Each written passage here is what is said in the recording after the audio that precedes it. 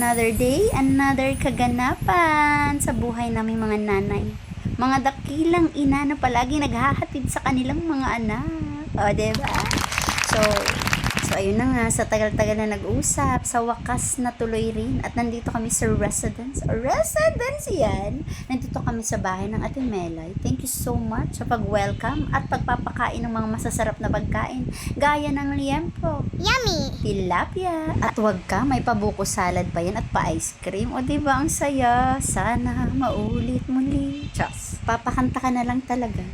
Kawawa naman yung mga naiwan. Bawi na lang kayo next time, okay? Talagang may next time pa, no?